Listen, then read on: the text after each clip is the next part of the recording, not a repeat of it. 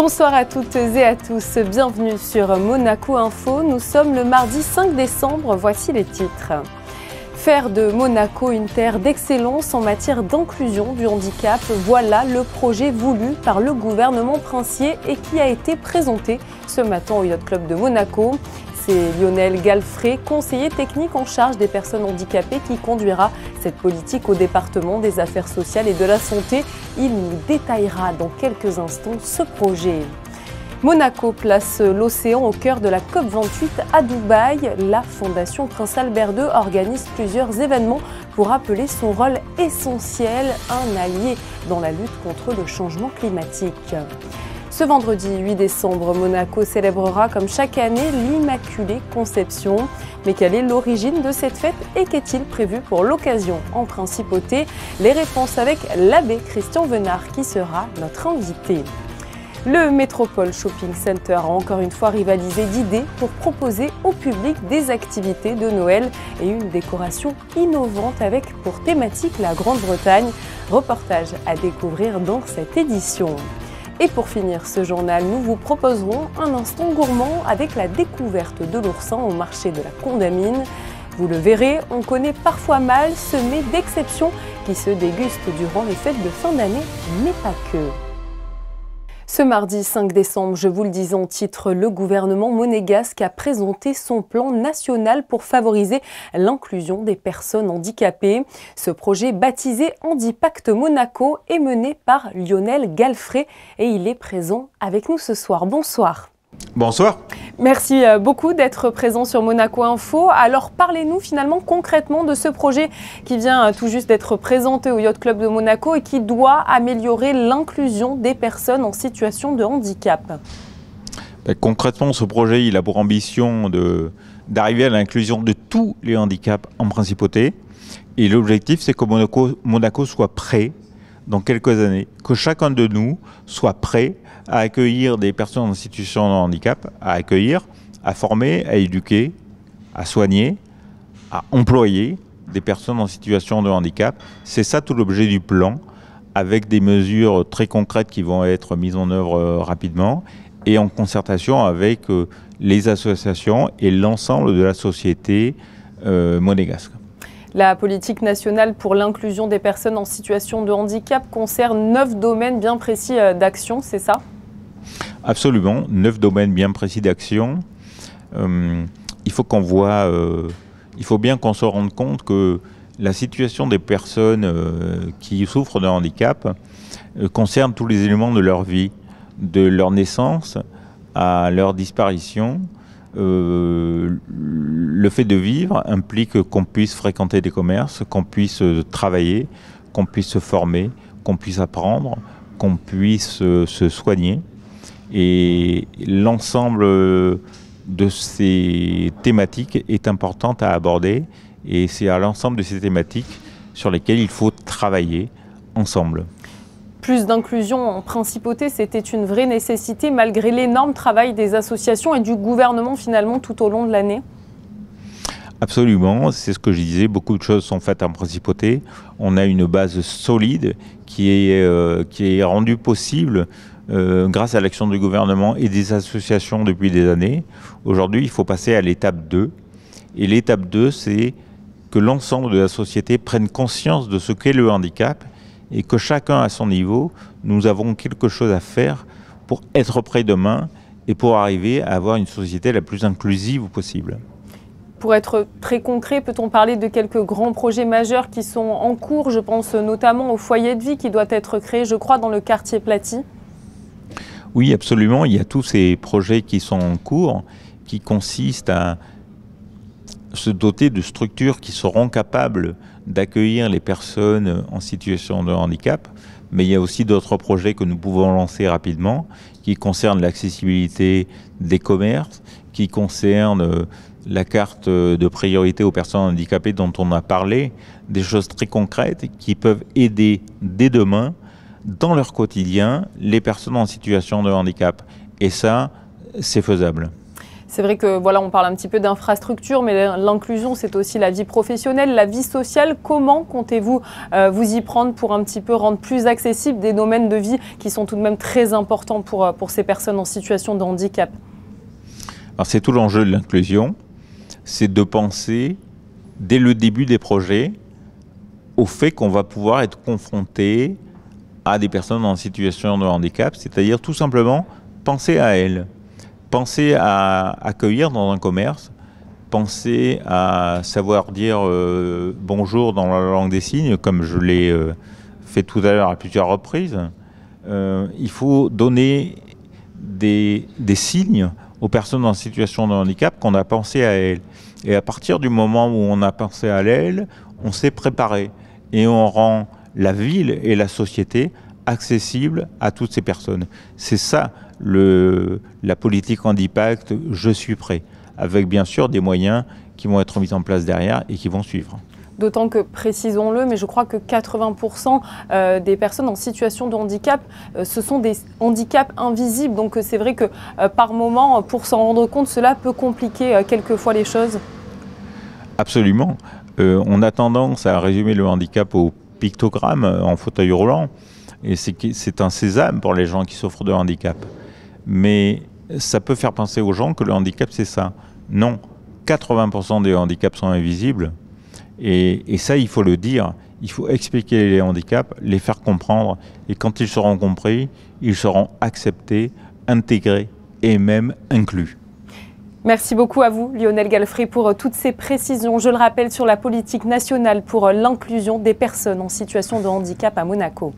Merci beaucoup.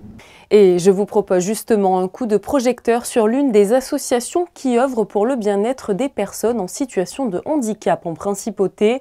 La MHM, l'association monégasque des handicapés moteurs, existe d'ailleurs depuis plus de 50 ans.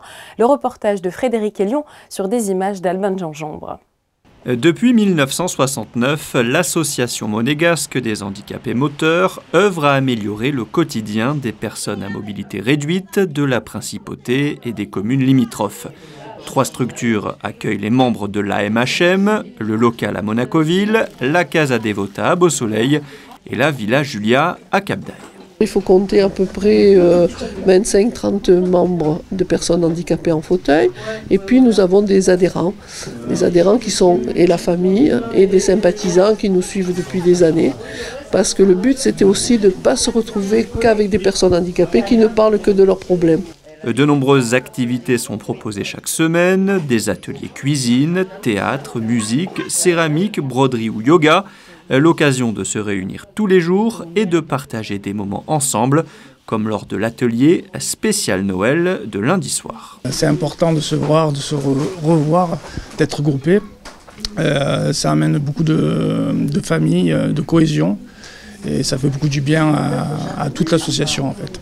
Il y a pas mal de quelques sorties culturelles, sportives, et c'est très très important. Et surtout de mélanger valides et handicapés. Parce que je sais pas, moi je parle pour moi, quand je suis avec des valides, je ne me sens pas handicapée.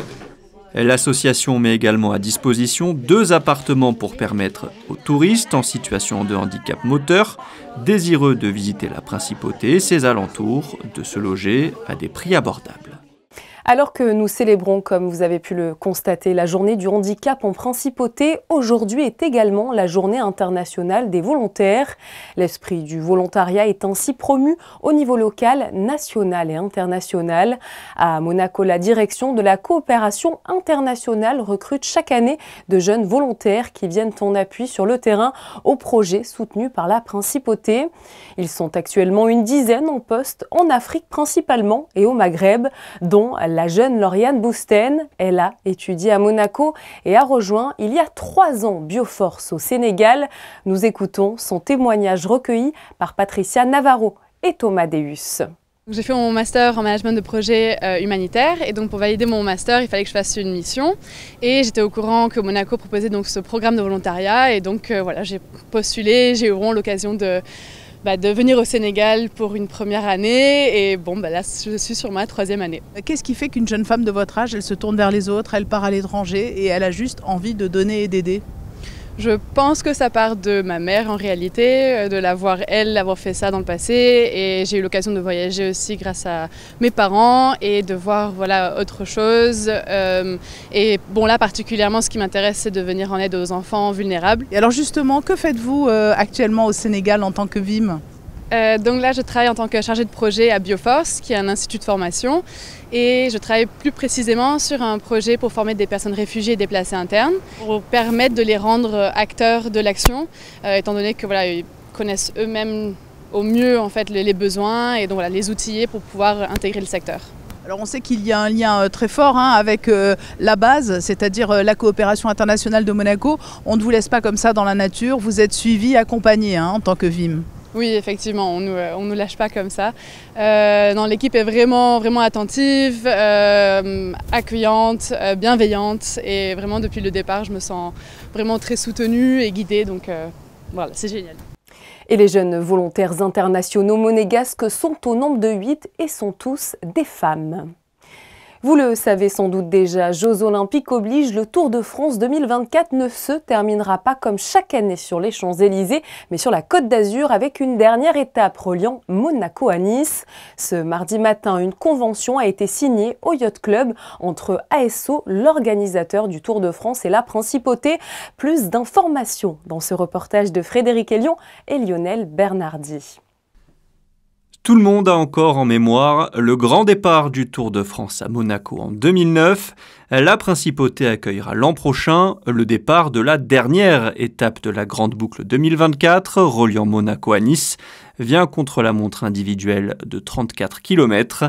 Ce mardi midi, le prince Albert II et de nombreuses personnalités de la Principauté étaient réunis au Yacht Club de Monaco pour la signature du contrat liant Amaury Sport Organisation à la Principauté pour le départ de la 21e étape du Tour 2024. Ça ouvre de très belles perspectives, et puis voilà, puis tout le monde a pu voir, s'il n'avait pas déjà vu, en image ce que sera le tracé de cette dernière étape contre-la-montre. Et puis le fait qu'il n'y ait pas eu de contre-la-montre qui décide le Tour, enfin qui j'espère décidera le Tour de France depuis 1989, voilà, je crois que ça rajoute un aspect particulier à cette dernière étape. Mais on est très heureux de l'accueillir, on est très heureux voilà, qu'il y ait ce lien historique avec le Tour de France et la Principauté, et qui se traduit dans sa version actuelle par ce très beau et cette opportunité assez unique que l'arrivée du Tour ne se fasse pas à Paris cette année, grâce aux Jeux Olympiques. Je ne dis pas à cause des Jeux Olympiques, je dis grâce aux Jeux Olympiques. Et que voilà, qu'il y ait ce très beau trait d'union entre la Principauté et la France. Le Tour 2024 s'annonce palpitant, avec une grosse bataille à venir entre les cadors du peloton suite au transfert de cet été. Maintenant, on a 4 as dans 4 équipes différentes. Donc, Roglic, en effet, qui vient de changer d'équipe. Évidemment, Vingegaard et Pogačar. Et puis Evenepoel, le jeune Belge qui va faire ses débuts sur le Tour de France à 24 ans, comme son prestigieux aîné Eddy Merckx. Son premier tour, c'était à 24 ans. Et puis avec un dernier contre-la-montre, dernière étape du Tour, un 21 juillet, jour de la fête nationale belge. Voilà. Que demande le peuple belge, j'ai envie de vous dire. En tout cas, oui, j'espère qu'on aura un combat haletant jusqu'au bout. Et certains coureurs pourront bientôt prendre des repères en course, puisqu'au mois de mars, sur le parcours du Paris-Nice, il y aura une 40aine de kilomètres communs avec le futur Tour de France. Parlons environnement à présent et direction Dubaï où la COP28 se poursuit jusqu'au 12 décembre. Une délégation monégasque est toujours sur place pour participer aux négociations qui doivent établir un plan d'action pour limiter le réchauffement climatique. La ministre des Relations extérieures et de la coopération, Isabelle Béraud-Amadei, doit rejoindre cette délégation en milieu de semaine où elle portera la voix de la Principauté dans cette conférence sur le climat. Une conférence où la place de l'océan est très peu évoquée et pourtant son rôle est primordial, comme l'a rappelé le prince Albert II dans ses différents discours. Le reportage sur place d'Émilie Rousseau et d'Hugo Comassa.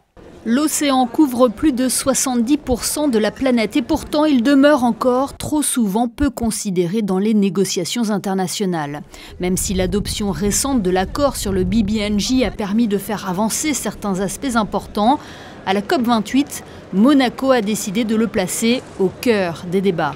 À plusieurs reprises, Son Altesse Sérénissime le Prince Albert II a rappelé le rôle important de l'océan qui est à la fois un témoin passif des impacts dévastateurs du changement climatique, mais aussi notre meilleur allié dans cette lutte. Il n'est pas assez pris en considération, il est loin, donc il y a moins de gens qui y vivent. Sauf que, vous savez, avec l'effondrement de la cryosphère, de la glace en Antarctique et en Arctique et des glaciers, ça sera 2 milliards de personnes qui vont être touchées d'ici 2100. Plus d'eau pour certains, trop d'eau pour d'autres. Et ce rôle primordial a été mis en exergue par les scientifiques, notamment dans un rapport spécial du GIEC rendu public à Monaco en 2019. Un rapport sur les océans et la cryosphère qui souligne l'importance des océans dans le système climatique.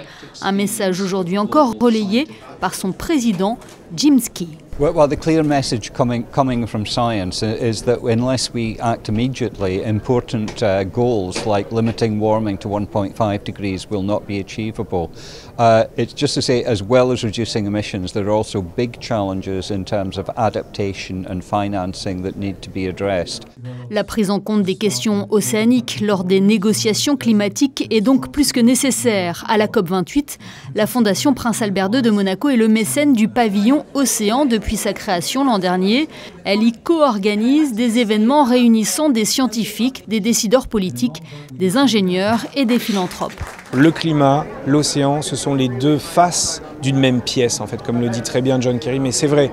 Et malheureusement, jour après jour, on doit rappeler aux décideurs politiques, aux décideurs économiques et au grand public que c'est bien le cas et qu'on n'arrivera certainement pas à régler les défis climatiques sans s'atteler réellement aux gros défis posés à l'océan, que ce soit la surpêche, l'acidification des océans, la montée du niveau des mers, des problèmes majeurs pour le quotidien de l'humanité et on l'ignore bien trop souvent. Monaco est un réel moteur. Le pays s'engage régulièrement sur la scène internationale en rappelant ses actions concrètes en faveur de l'océan. À titre d'exemple, en 2025, la Principauté organisera un événement consacré à l'économie et à la finance bleue en préambule de la conférence des Nations Unies sur les océans qui se tiendra à Nice. Hier soir, le ministre d'État Pierre Dartout a accueilli en sa résidence les diplômés des certifications professionnelles monégasques instaurées depuis 2014 par l'Association monégasque des activités financières. Cette certification est un dispositif obligatoire destiné à tous les collaborateurs qui sont en relation avec la clientèle ou les marchés de la place financière monégasque. Depuis sa création, pas moins de 963 professionnels ont été certifiés pour un taux de réussite annuel de plus de 82%. Lors de son allocution, le ministre d'État a tenu à féliciter l'AMAF pour son action dans la lutte contre le blanchiment, le terrorisme et la corruption, ainsi que pour le rôle moteur qu'elle joue dans la quête de l'excellence du secteur financier. Ce vendredi 8 décembre, la Principauté va comme chaque année célébrer l'Immaculée Conception, jour férié mais surtout jour de fête où de nombreux temps forts sont prévus, comme va nous l'expliquer notre invité, l'abbé Christian Venard. Bonsoir. Bonsoir Julia. Alors, première question, quelle est précisément la signification de l'Immaculée Conception ?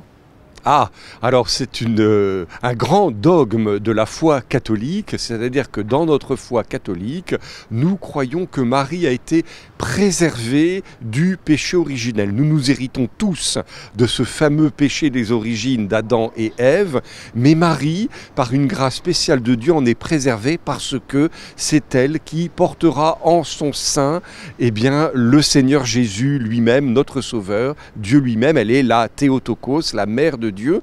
Et ici à Monaco, nous la vénérons d'autant plus qu'elle est la titulaire, l'Immaculée Conception, la Vierge Marie est titulaire de notre cathédrale. Pourquoi on la célèbre finalement le 8 décembre ? Alors, c'est une fête qui a été choisie d'une manière un petit peu arbitraire, en quelque sorte, la date dans l'Église catholique.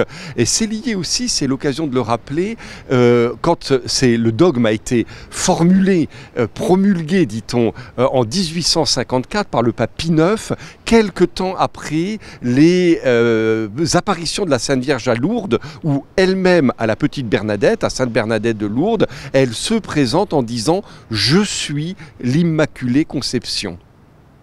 Alors, c'est vrai qu'à Monaco, l'Immaculée Conception, c'est une grande fête. Alors tout d'abord, que va-t-il se passer précisément le 8 décembre en Principauté ?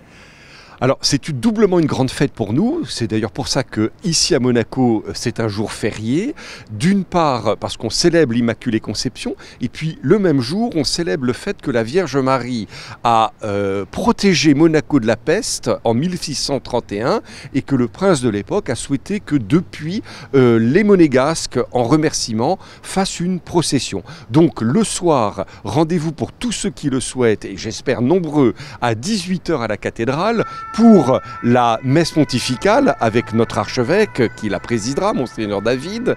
Et puis après cette messe, la procession dans les rues du Rocher pour célébrer ce moment où la Vierge Marie en 1631 a protégé Monaco.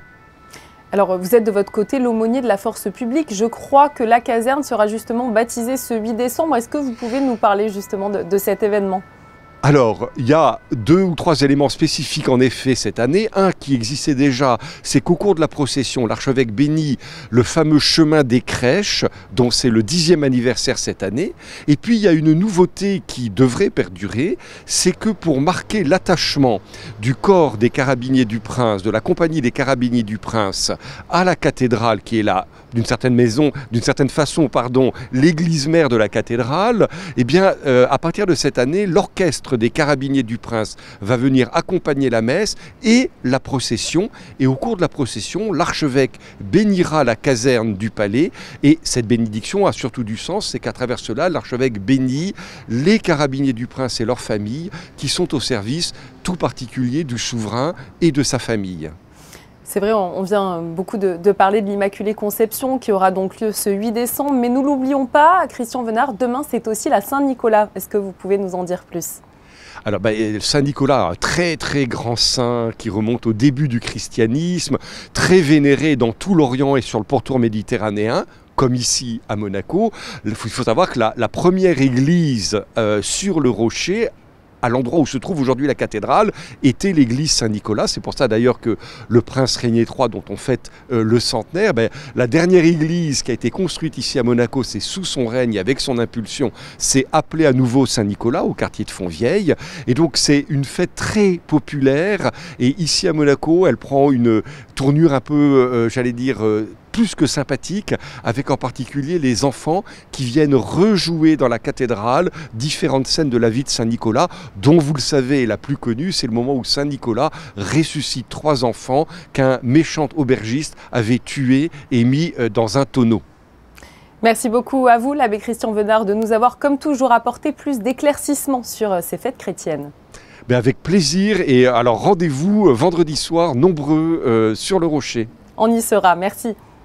Allez, on vous emmène à présent au cœur de la magie de Noël. Direction cette fois le Métropole Shopping Center qui rivalise chaque année d'originalité pour proposer au public différentes activités. Mais il y a aussi des traditions qui se veulent éternelles comme la rencontre avec le Père Noël, le sapin ou encore le délicieux panettone. Reportage signé Christine Datomel. Le Métropole Shopping Center séparé aux couleurs de Noël avec une thématique cette année, le Noël britannique. Les commerçants vous invitent donc à partager avec eux la féerie de Noël et pour ce faire, différentes activités ont été organisées chaque jour de ce mois de décembre pour petits et grands. Les petits visiteurs du Métropole pourront profiter d'ateliers créatifs tout au long du mois de décembre et les plus grands pourront profiter de dégustations, de spectacles de danse, de musique, de gospel même, jusqu'au jour du 25. Pour les petits-enfants, nous avons prévu également la visite du Père Noël chaque jour, dès aujourd'hui. Ils pourront prendre une photo avec lui. Après avoir rencontré le Père Noël et participé à l'un des ateliers créatifs au sein de la galerie, vous pourrez vous arrêter dans les différents pop-up mis en place pour l'occasion. Et avis aux gourmands et aux amoureux de belles choses, la magie de Noël ne peut qu'opérer.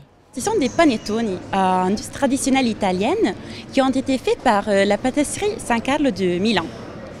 On a fait une collaboration entre ces pâtisseries traditionnelles bien aimées à Milan et Vogue qui a dessiné les boîtes. Les boîtes ont été dessinées par Hermès et il y a une collaboration. On a 3 goûts différents. On a le panettone traditionnel, le panettone au pistache et le panettone poire et chocolat. Ça vient d'Autriche, de Vienne. Donc c'est une tradition qui date de 1836, je crois, je ne suis pas sûre.